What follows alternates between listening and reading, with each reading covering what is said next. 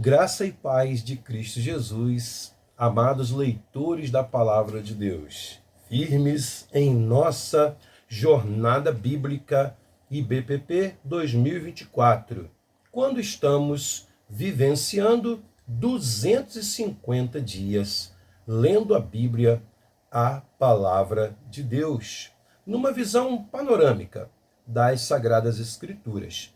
Estamos numa viagem pelo enredo da história da nossa salvação, quando selecionamos 250 capítulos da Bíblia para refletirmos sobre como Deus efetuou a nossa salvação em Cristo desde a criação do mundo até as revelações finais do Apocalipse. Chegamos ao nosso 21º dia, quando continuaremos a leitura exatamente de onde paramos ontem. A Páscoa, Êxodo capítulo 12. Os editores da Bíblia de Estudo Facilitado, que está sendo aqui nosso guia de viagem, Philip Yancey e Tim Stafford, compartilham com a gente hoje uma reflexão chamada Dia da Independência, Independence Day, como os irmãos estadunidenses gostam de falar. Êxodo capítulo 12. Acompanha com a gente aí esta leitura.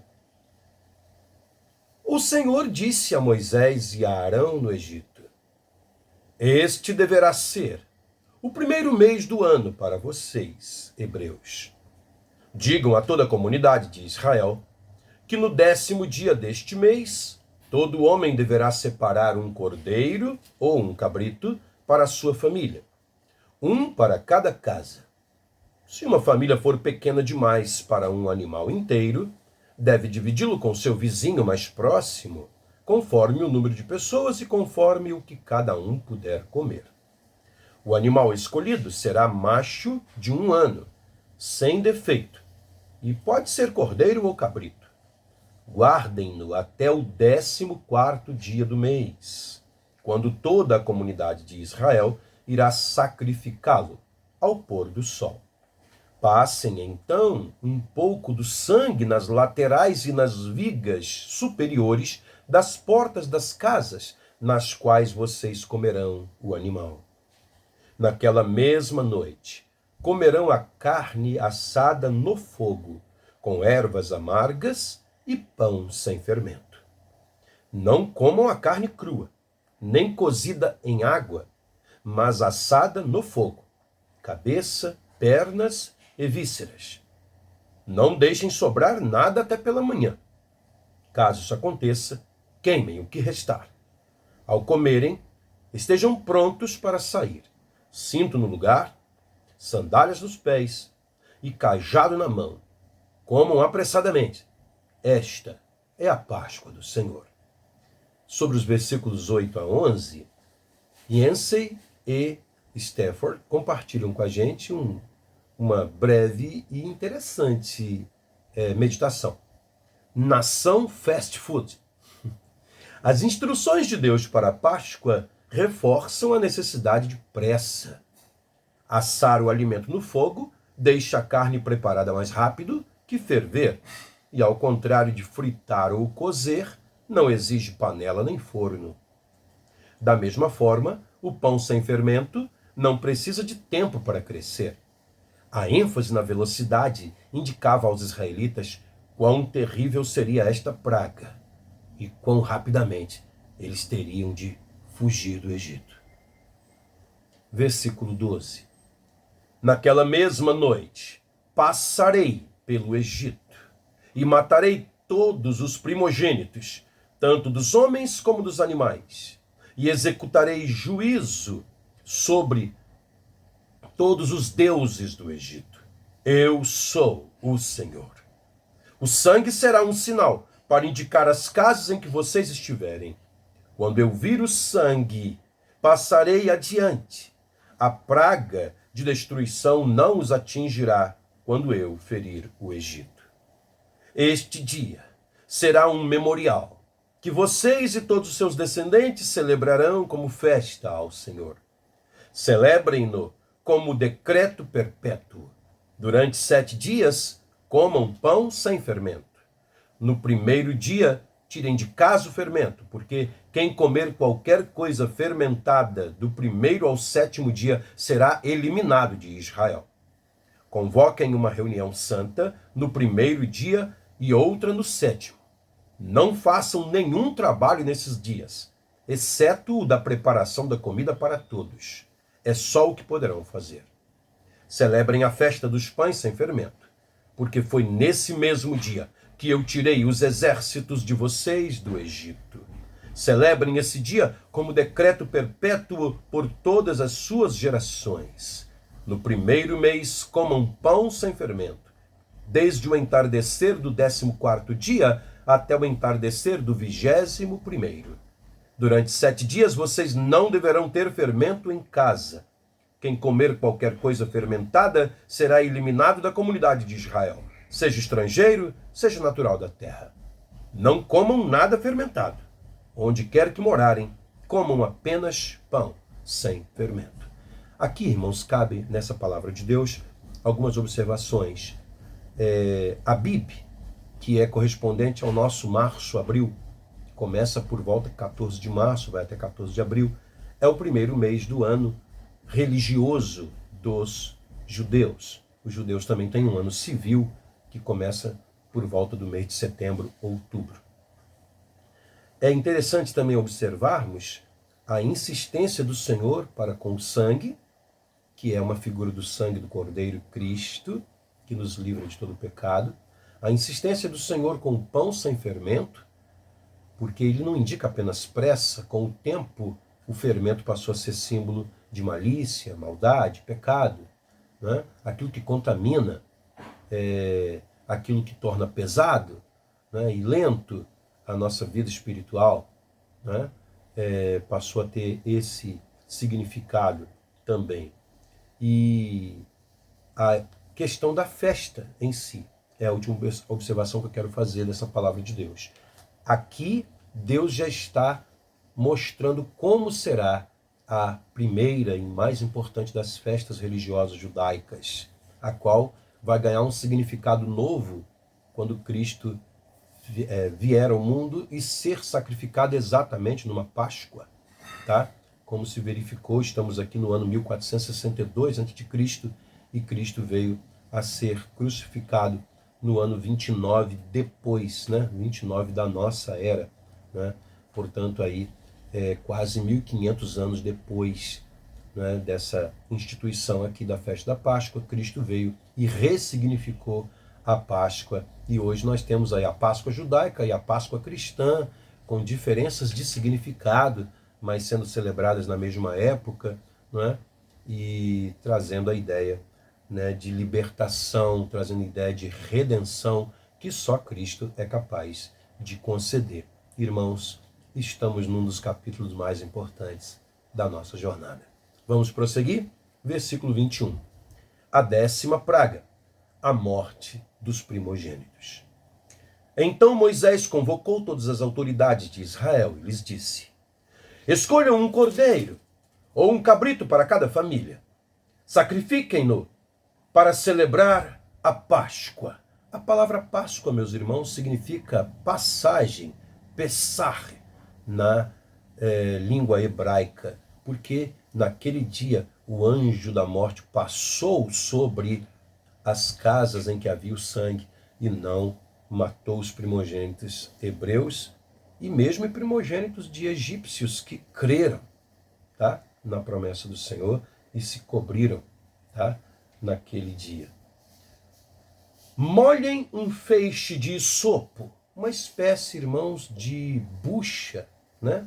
Como essas buchas naturais que a gente tem hoje, no sangue que estiver na bacia, e passem o sangue na viga superior e nas laterais das portas. Nenhum de vocês poderá sair de casa até o amanhecer. Quando o Senhor passar pela terra para matar os egípcios, verá o sangue na viga superior e nas laterais da porta, e passará sobre aquela porta, e não permitirá que o destruidor entre na casa de vocês para matá-los. Obedeçam a essas instruções, como decreto perpétuo para vocês e para os seus descendentes. Quando entrarem na terra que o Senhor prometeu lhes dar, celebrem essa cerimônia. Quando seus filhos lhes perguntarem: o que significa essa cerimônia? Respondam-lhes: é o sacrifício da Páscoa ao Senhor, que passou sobre as casas dos israelitas no Egito e poupou nossas casas quando matou os egípcios. Então o povo curvou-se em adoração. Depois os israelitas se retiraram e fizeram conforme o Senhor tinha ordenado a Moisés e a Arão. Então, à meia-noite, o Senhor matou todos os primogênitos do Egito, desde o filho mais velho do faraó, herdeiro do trono, até o filho mais velho do prisioneiro que estava no calabouço, e também todas as primeiras crias do gado. No meio da noite, o faraó, todos os seus conselheiros e todos os egípcios se levantaram, e houve grande pranto no Egito, pois não havia casa que não tivesse um morto. Irmãos, que noite terrível para quem não creu nas palavras do Senhor. E que noite de alívio, que noite reconfortante e gloriosa para aqueles que creram e se refugiaram debaixo das suas asas, cobertas de sangue. Que sublime, meus irmãos, que sublime. O Êxodo. Naquela mesma noite, o faraó mandou chamar Moisés e Arão e lhes disse, ele que tinha dito que não queria mais ver o rosto de Moisés, irmãos: saiam imediatamente do meio do meu povo, vocês e os israelitas. Vão prestar culto ao Senhor, como vocês pediram. Levem os seus rebanhos, como tinham dito. E abençoem a mim também. Irmãos, é muito triste o orgulho, meus irmãos. Esse homem está destruído. Seu filho acabou de morrer. Ele reconhece, mas o orgulho ainda pesa no seu coração. Coisa triste é o orgulho, meus irmãos. Que arma de Satanás. Se isso afeta a sua vida, livre-se disso urgente. Urgente. Os egípcios pressionavam o povo de Israel para que se apressasse em sair do país, dizendo: todos nós morreremos. Então o povo tomou a massa de pão ainda sem fermento e a carregou nos ombros, nas amassadeiras embrulhadas em suas roupas. Os egípcios obedeceram à ordem de Moisés e pediram... Desculpem, meus irmãos. Os israelitas obedeceram à ordem de Moisés e pediram aos egípcios objetos de prata e de ouro, bem como roupas. O Senhor concedeu ao povo uma disposição favorável da parte dos egípcios, de modo que lhes davam o que pediam. Assim eles despojaram os egípcios, e de seminus que andavam como escravos, descalços, agora saíam vestidos como príncipes, pés calçados, prontos para enfrentar a areia quente do deserto. Provisão divina, meus irmãos. Provisão divina. Não temos que temer o que está para acontecer pelos próximos anos, tá, irmãos? Virão coisas piores do que essas, como a Bíblia diz lá no Novo Testamento. Não precisamos temer. O Senhor resgatará o seu povo antes. E o Senhor lhes proverá o que for necessário. Podem ter certeza. Os israelitas foram de Ramsés até Sucote. Havia cerca de 600 mil homens a pé, além de mulheres e crianças. Aí o total vai para quase 3 milhões de pessoas, irmãos. Uma nação do tamanho do Uruguai, por exemplo, em número de pessoas. Tá? Grande multidão de estrangeiros de todo tipo seguiu com eles. Isso é interessante. Pessoas, inclusive egípcios, e outros povos que viviam escravos ali, se misturou ao povo de Israel. Se refugiou com eles. Esses estrangeiros vão depois atrapalhar um pouco, porque eles vão influenciar a mente dos frágeis, dos fracos na fé entre os israelitas, e é o que vai gerar depois a polêmica deles contra Deus, que os fará vagar, ao invés de 4 meses, 40 anos no deserto. Mas é como a salvação de Deus, ela é para todos os povos, não é só para um povo exclusivo. Aqui já se começa a ver a semente da chamada universalidade da oportunidade de salvação. Amém? Além de grandes rebanhos, tanto de bois como de ovelhas e cabras, com a massa que haviam trazido do Egito, fizeram pães sem fermento. A massa não tinha fermentado, pois eles foram expulsos do Egito e não tiveram tempo de preparar comida. Ora, o período que os israelitas viveram no Egito foi de 430 anos. No dia em que se completaram os 430 anos, todos os exércitos do Egito, do Senhor, saíram do Egito. Assim como o Senhor passou em vigília aquela noite para tirar do Egito os israelitas, estes também devem passar em vigília essa mesma noite para honrar o Senhor por todas as suas gerações. Aqui é mais uma tradição. Realmente marcou, irmãos, essa data. As leis sobre a participação da Páscoa. Disse o Senhor a Moisés e a Arão: estas são as leis da Páscoa. Nenhum estrangeiro poderá comê-la. O escravo comprado poderá comer da Páscoa, depois de circuncidado. Mas o residente temporário e o trabalhador contratado dela não comerão. Vocês a comerão numa só casa. Não levem nenhum pedaço de carne para fora da casa, nem quebrem nenhum dos ossos.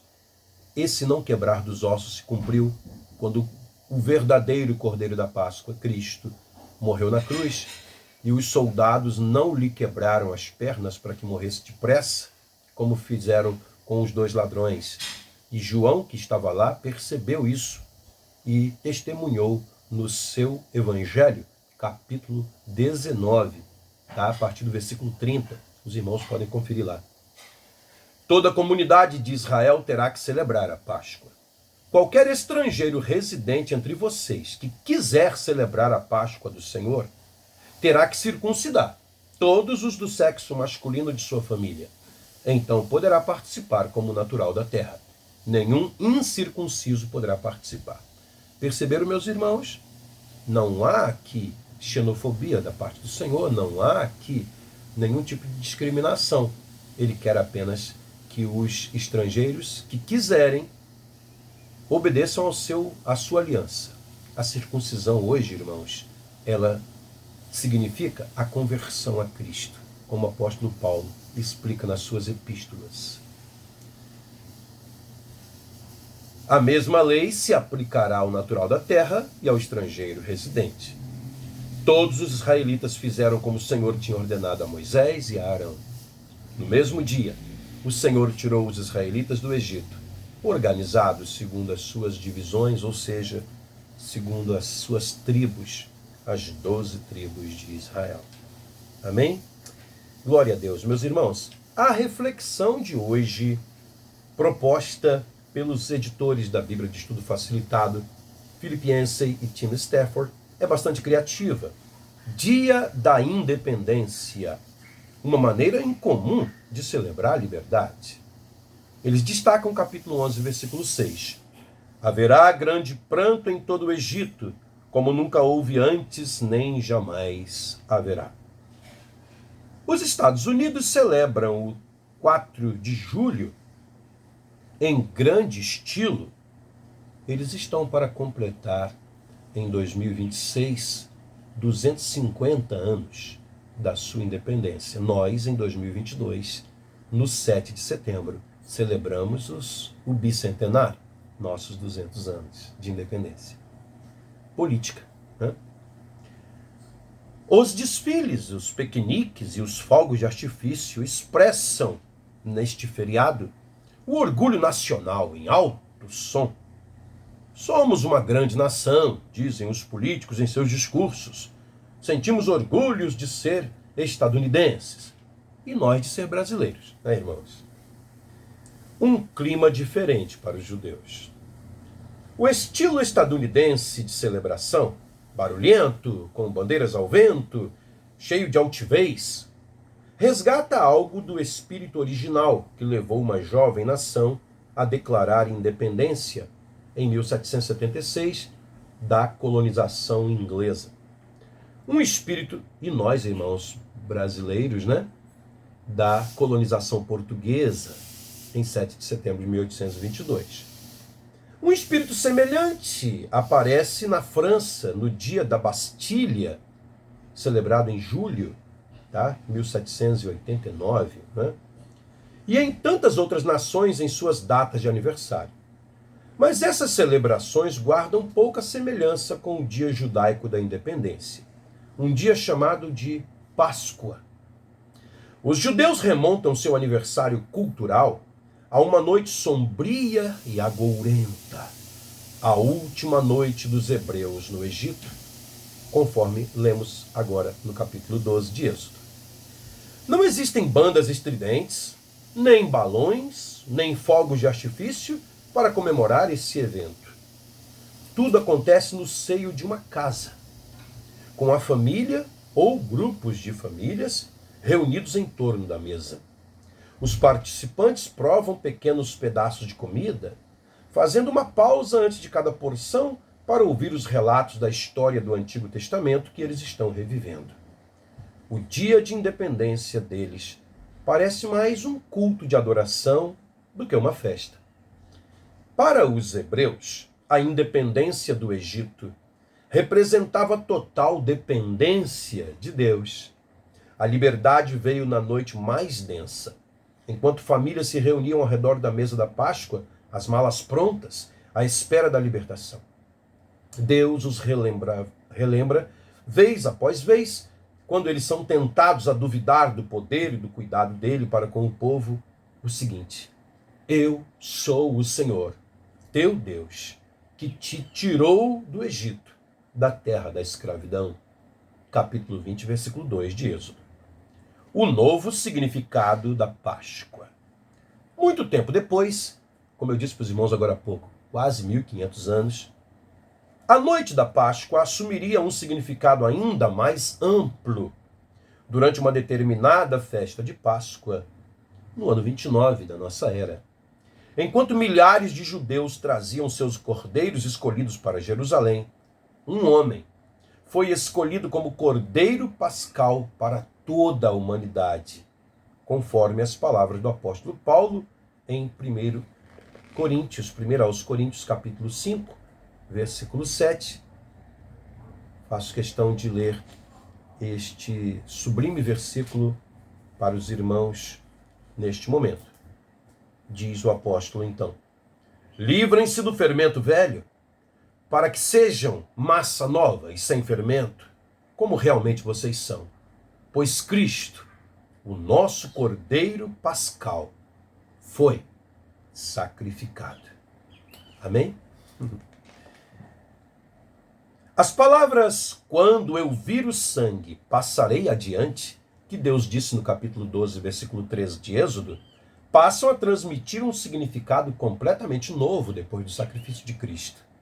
Hoje em dia, embora o povo judeu ainda celebre a Páscoa, a maioria dos cristãos não o faz. Eles incorporaram a Páscoa numa nova cerimônia chamada Eucaristia, que significa boa comunhão ou celebração em comum, também chamada de Ceia do Senhor, com Cristo representando o Cordeiro Pascal. Apesar de boa parte do conteúdo da cerimônia ter mudado, uma coisa permanece: a Ceia do Senhor também rememora um tempo de dor e derramamento de sangue, um tempo de liberdade e rendição. Não há lugar para ostentação. Somente Deus recebe o crédito.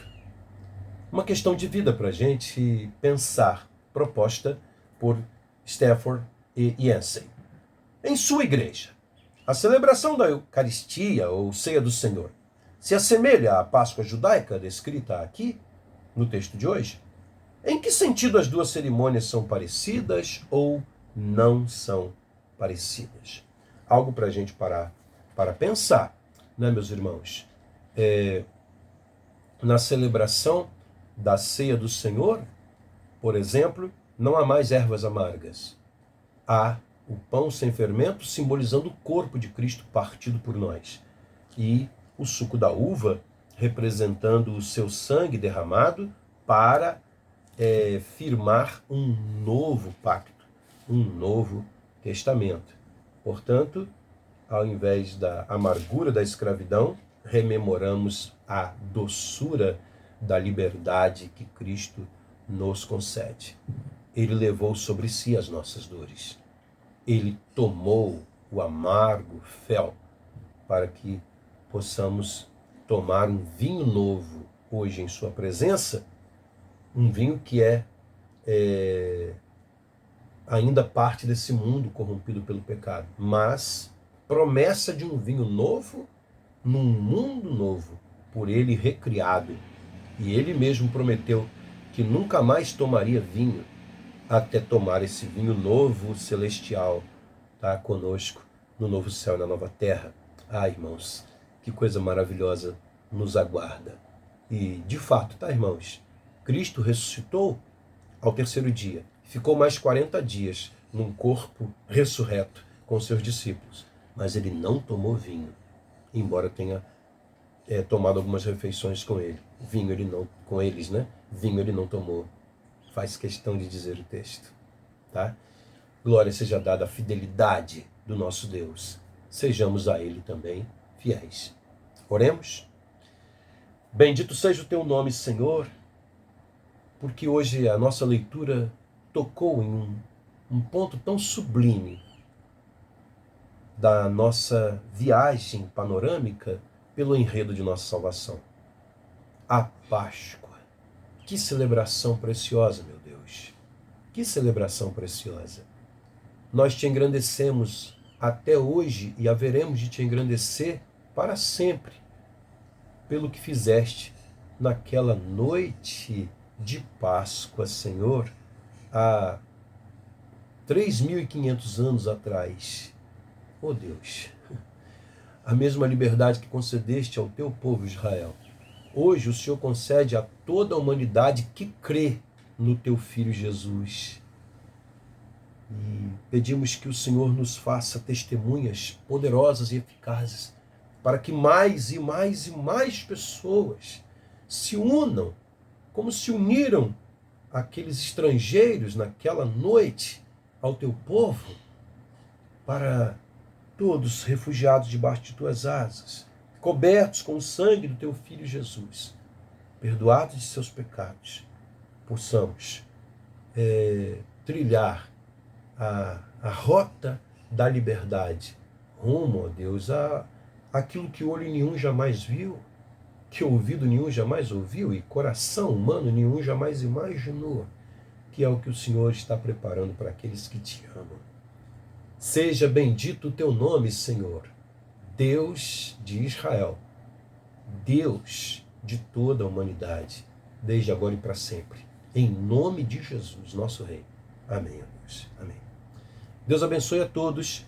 Até a nossa leitura de amanhã, quando vamos atravessar o Mar Vermelho, junto com os nossos irmãos hebreus. Amém? Até lá. Deus abençoe a todos.